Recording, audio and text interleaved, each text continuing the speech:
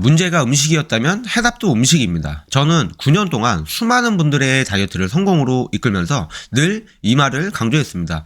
우리가 살이 찐 이유, 그 문제가 음식에 있었다면 그 해답 또한 음식에서 찾아야 한다는 너무나 당연하지만 또 우리가 놓치고 있었던 다이어트의 핵심입니다.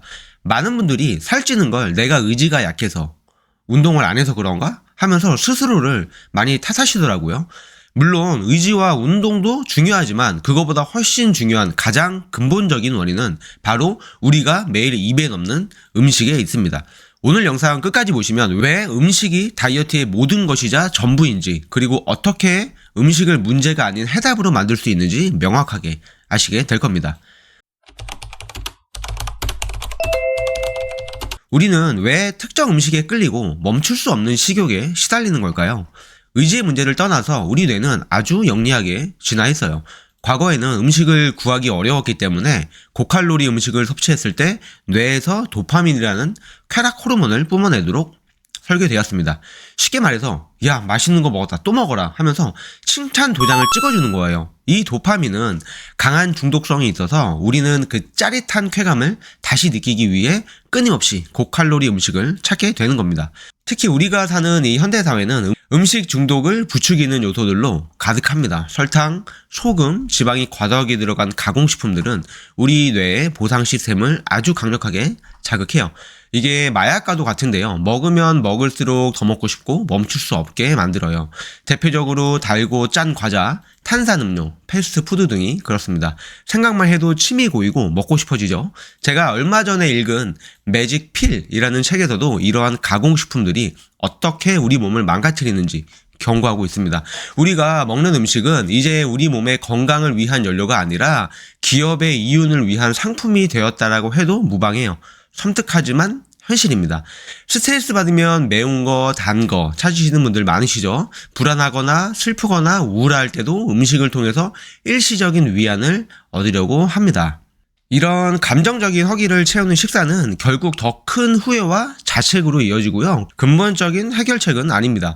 회식 문화, 배달 앱의 편리함, 언제나 볼 수 있는 먹방 콘텐츠. 우리는 음식을 끊임없이 접하고 유혹당하는 환경에 살고 있어요. 참는 게 미덕이라고 말하기엔 너무나 가혹한 세상입니다. 이 모든 것들이 복합적으로 작용해서 우리도 모르는 사이에 음식 중독의 굴레에 갇히게 되는 거예요. 의지력의 문제보다는 음식 중독을 유발하는 시스템 안에 놓여 있는. 그럼 이제 문제가 무엇인지 정확히 알았다면 해결책을 찾아봅시다.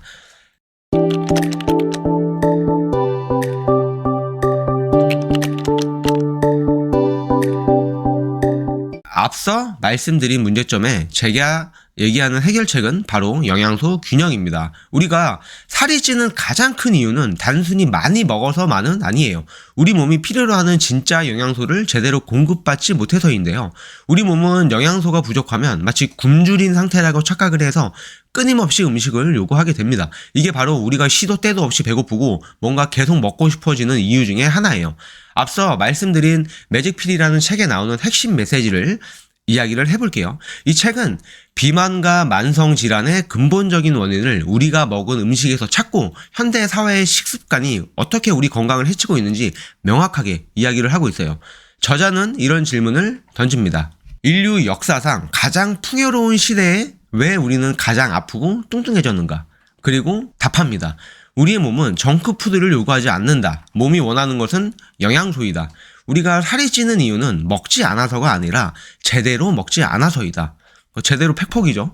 또 이렇게 이야기합니다. 우리의 몸은 정교한 기계와 같다. 이 기계에 적절한 연료를 공급해야만 최적의 성능을 낼 수 있다.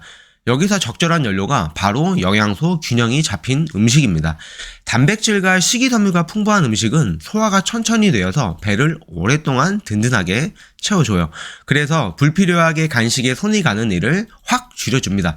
복합 탄수화물과 섬유질은 혈당이 갑자기 확 오르는 것을 막아주고요. 혈당이 급격히 오르면 췌장에서 인슐린이 과도하게 분비가 되는데 이게 바로 지방 축적을 부르고 또 금방 배고프게 만드는 악순환의 주범이에요. 혈당이 안정되면 몸도 마음도 편안해집니다. 과도한 설탕과 탄수화물 섭취는 인슐린 저항성을 유발하고요. 비만을 만듭니다. 비타민, 미네랄은 우리 몸이 지방을 태우고 에너지를 만드는 모든 과정에 꼭 필요한 윤활유 같은 존재이기도 한데요. 마치 자동차 엔진에 오일이 충분해야 잘 굴러가듯이 이 영양소들이 충분해야 우리 몸이 효율적으로 칼로리를 태우고 지방을 분해할 수 있습니다. 특정 영양소, 특히 미네랄이 부족할 때 특정 음식이 미친 듯이 당기는 경우가 많아요. 예를 들어 마그네슘이 부족하면 초콜릿이 당길 수 있고요. 크롬이 부족하면 단 음식이 당길 수도 있고요. 영양소 균형만 잘 맞춰도 이런 불필요한 음식, 갈망이 신기하게도 줄어들어요. 결국 배고픔과 식욕을 효과적으로 조절하고 우리 몸을 지방 연소 모드로 바꾸는 것은 바로 제대로 된 음식, 한마디로 영양소 균형이 잡힌 음식이라는 걸 이야기하는 겁니다. 이제 감이 좀 오시나요?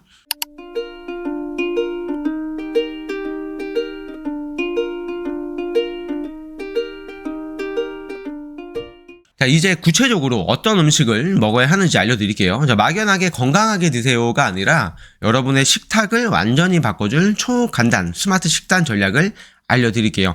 이것만 따라해도 여러분의 다이어트 성공률은 아마 수직 상승할 겁니다.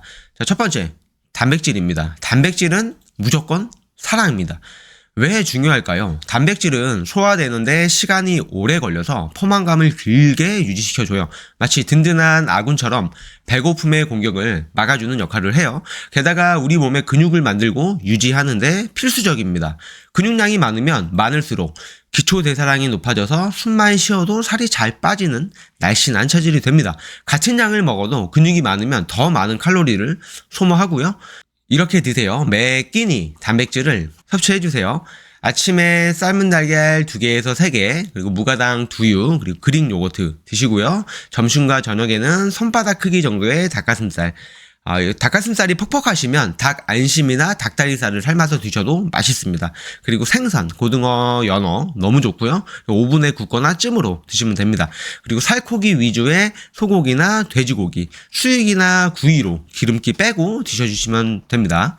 그리고 두부나 콩, 식물성 단백질도 잊으면 안 되시고요. 콩국수 대신에 두부면 콩국수는 어떠신가요?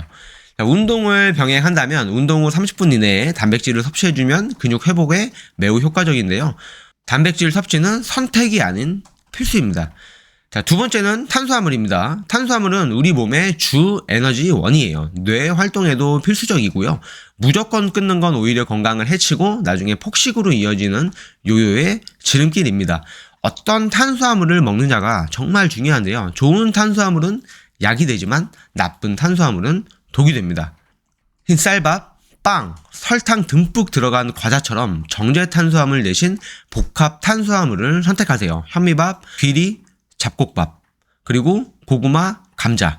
삶거나 굽는 게 제일 좋고요. 튀긴 탄수화물은 절대 드시면 안 됩니다. 식어도 맛있는 고구마는 훌륭한 간식입니다. 그리고 과일. 달콤하지만 너무 많이 먹으면 과당이 너무 많이 들어오니까 하루 1개에서 2개 정도로 제한해 주시면 되고요. 특히 아침 식사나 운동 전후에 드시는 걸 추천해 드려요. 세 번째는 지방입니다. 지방은 무조건 나빠라고 생각을 하고 계시나요? 아닙니다. 건강한 지방은 우리 몸에 꼭 필요한 에너지원이면서 호르몬 생성과 비타민 흡수에도 중요한 역할을 합니다. 심지어 뇌 기능에도 필수적이에요. 단 어떤 지방을 먹느냐가 중요하겠죠? 저지방 식단이 오히려 비만을 부추겼다고 지적하면서 진짜 문제는 지방이 아니라 설탕이다 라고 이야기를 하고 싶습니다. 자, 어떻게 먹을까요? 몸에 좋은 불포화 지방산이 풍부한 건강한 지방을 섭취하세요. 아몬드, 호두, 캐슈넛. 칼로리가 높으니까요. 하루 한 줌 정도만 짭짤하게 볶은 것보다는 생 견과류가 좋습니다. 치아치즈나 아마씨, 요거트나 샐러드에 솔솔 뿌려서 드시면 오메가3도 풍부하고 물에 불리면 포만감도 커집니다. 아보카도 통째로 먹거나 썰어 넣어서 드시면 든든하고 좋습니다. 숲속의 버터라고 불릴 만큼 건강한 지방이 가득합니다. 그리고 올리브유나 아보카도 오일 요리할 때 일반 식용유 대신 사용해주시면 좋고요. 그리고 고등어, 연어, 참치, 오메가3 지방산의 보물창고예요. 주 2회 이상 드셔주세요. 구이나 찜으로 조리하는 게 좋습니다. 자, 네 번째는 채소. 많으면 많을수록 좋아요. 이게 채소가 왜 중요하냐면 비타민, 미네랄, 식이섬유의 핵심입니다. 식이섬유는 포만감을 주고 장 건강을 튼튼하게 만들어줘서 변비 예방에도 최고예요. 면역력 증진에도 아주 큰 도움이 됩니다. 항산화 작용으로 피부 미용에도 좋고요. 가공식품이 빼앗아간 영양소를 채소와 과일이 다시 채워줄 수 있다고도 이야기합니다. 어떻게 드셔야 할까요? 매 끼니 다양한 색깔의 채소를 마음껏 섭취해 주시고 간식으로 제철 과일을 활용을 해보세요. 쌈채소, 샐러드, 나물 반찬, 초록초록 빨강빨강 노랑노랑 알록달록하게 드시면 좋습니다. 그리고 색깔 채소를 먹으면 더 많은 종류의 비타민을 섭취할 수 있어요. 방울토마토, 베리류, 딸기나 블루베리, 그리고 사과, 간식으로 너무 좋고요. 그리고 설탕이 첨가된 과일 주스보다는 수행 과일이 훨씬 좋습니다. 접시의 절반을 채소로 채운다고 생각해 주시면 되고요. 외식할 때도 샐러드를 추가하시거나 쌈 채소를 많이 요청하세요. 채소를 싫어한다면 잘게 다져서 볶아서 드셔도 괜찮습니다. 코치님 무슨 말 하는지는 알겠는데 제가 바빠서 그렇게 해먹을 시간이 없어요. 솔직히 건강식 너무 맛없고 먹고 나면 너무 허전해요. 맨날 다이어트 식단만 먹을 수는 없잖아요. 저도 여러분들이 이렇게 얘기하는 거 충분히 이해합니다. 저도 수많은 분들을 코칭하면서 가장 많이 들었던 이야기가 바로 이런 고민들이었어요. 저도 사람인지라 때로는 자극적인 음식이 땡기고 귀찮아서 대충 때우고 싶을 때가 많습니다. 솔직히 말해 100% 완벽하게 식단을 지키는 건 현실적으로 불가능에 가까워요. 하지만 제가 얘기하고 싶은 건 완벽이 아니라 지속 가능성입니다. 우리 라이프 스타일에 맞는 방법을 찾는 게 핵심이에요. 극단적인 식단 제한은 무조건 실패할 수밖에 없습니다. 초간단 현실적인 해결책을 알려드릴게요. 제가 추천하는 것 중 하나는 주말에 1시간이나 2시간 투자해서 닭가슴살을 굽고 삶고 채소를 씻어서 손질을 해 두시라는 거예요. 삶은 계란이나 고구마도 미리 삶아두면 든든한 간식이 되고 편합니다. 이렇게 준비해두면 바쁜 평일 저녁 건강한 한 끼가 해결이 돼요.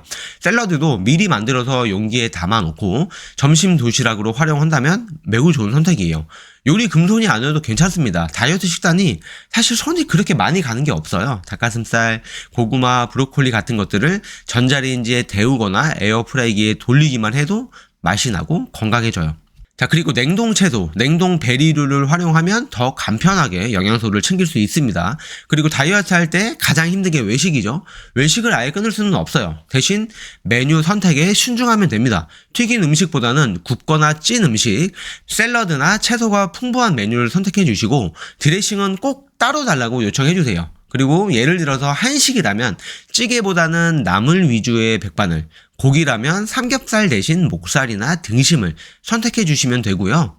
뷔페를 갔을 때는 샐러드와 단백질 위주로 먼저 접시를 채워보세요. 외식을 할 때도 가장 자연에 가까운 형태의 음식을 선택하시면 다이어트와 건강에 매우 좋습니다. 부득이하게 고칼로리의 음식을 먹게 되더라도 죄책감 없이 맛있게 드시고요. 다음날 다시 건강한 식단으로 돌아오시면 돼요. 흰 쌀밥 대신 컬리플라워 라이스, 밀가루 면 대신 두부면이나 곤약면, 건강한 대체식품들을 활용을 해보세요. 생각보다 만족감도 높고 꽤나 맛있습니다. 다이어트는 고통이 아니라 건강한 습관을 만드는 과정입니다. 작은 성공 경험을 계속 쌓아가면서 여러분에게 맞는 지속 가능한 식단 루틴을 찾아가는 것이 매우 중요해요. 완벽하지 않아도 괜찮아요. 어제보다 나은 오늘을 만드시면 됩니다. 자, 마지막으로 여러분들에게 정말 중요한 이야기를 해드리고 싶은데요.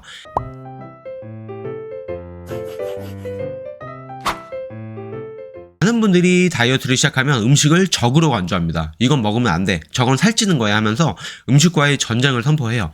하지만 이런 적대적인 태도는 결국 음식에 대한 강박을 만들고 결국 폭식으로 이어지기 쉬워요. 음식은 우리의 적이 아니라 우리의 몸과 마음을 건강하게 지탱해주는 소중한 동반자입니다. 우리가 음식을 대하는 태도가 정말 중요해요. 음식은 우리에게 에너지를 주고 삶에 기쁨을 주는 존재여야 합니다. 죄책감이나 두려움의 대상이 되어서는 안 돼요. 음식에 대한 관점을 바꿔보세요. 죄책감 대신 감사함으로 이 음식을 먹으면 살이 찔까가 아니라 이 음식이 내 몸에 어떤 좋은 영양소를 줄까? 내 건강을 책임져 줄까? 라고 생각을 해보세요.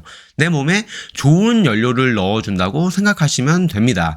우리 몸이 제대로 가능하도록 돕는 고마운 존재라고 여기시면 되는 거죠. 내 몸의 소리에 귀 기울여 보세요. 진짜 배가 고픈 건지 아니면 스트레스 때문에 무언가 먹고 싶은 건지 구분해 보세요. 포만감을 느꼈다면 과감하게 숟가락을 내려놓는 연습을 해보세요. 식사 전 물 한 잔 마시고 10분 정도 기다려보는 것도 매우 좋은 방법이고요. 만약 배고픔이 사라진다면 그건 가짜 배고픔일 확률이 높아요. 급하게 먹으면 포만감을 느끼기 전에 과식하기 쉬워집니다. 음식을 천천히 씹고 맛과 향을 음미하며 먹으면 소화도 잘 되고요. 만족감도 훨씬 높아질 거예요. 한 숟가락 먹고 숟가락 내려놓는 습관을 들여보세요. 뇌가 포만감을 인식하는 데는 약 20분이 걸린다고 합니다. 매일 먹은 음식을 간단하게 기록을 해보시는 것도 좋습니다. 어떤 음식을 먹었을 때 컨디션이 좋았는지, 어떤 음식이 나를 힘들게 했는지 객관적으로 파악할 수 있어서 다음 식사를 더 현명하게 선택하는데 도움이 됩니다. 앱이나 간단한 노트에 기록하는 것만으로도 아주 큰 변화를 만들 수 있어요. 나의 식습관 패턴을 한눈에 파악할 수 있는 아주 좋은 도구입니다. 문제가 음식이었다면 해답도 음식입니다. 이 말이 단순히 살을 빼는 기술적인 이야기가 아니고요. 여러분의 삶 전체를 건강하고 행복하게 만드는 지혜가 되기를 바랍니다. 음식과 건강한 관계를 맺는다면 다이어트는 더 이상 고통이 아니라 즐거운 여정이 될 거예요. 자, 오늘 저와 함께 음식에 대한 새로운 관점을 가져보는 시간을 가져봤습니다. 더 이상 음식 때문에 좌절하고 스스로를 자책하지 마세요. 이제 여러분은 음식이 문제가 될 수도 있지만 동시에 가장 강력한 해답이 될 수 있다는 것을 명확히 알게 되었습니다. 오늘 제가 알려드린 이 식단 전략과 현실적인 해결책들은 오늘부터 바로 차근차근 적용해보세요. 처음에는 어렵게 느끼실 수도 있지만 1주나 2주일 정도만 지나면 조금씩 변화하는 입맛을 느끼실 수 있을 거예요. 이 영상이 도움이 되셨다면 좋아요, 구독, 그리고 알림 설정까지 꼭 부탁드리고요. 그럼 다음 영상에서 만나 뵙겠습니다. 오늘도 영상 시청해주셔서 감사합니다.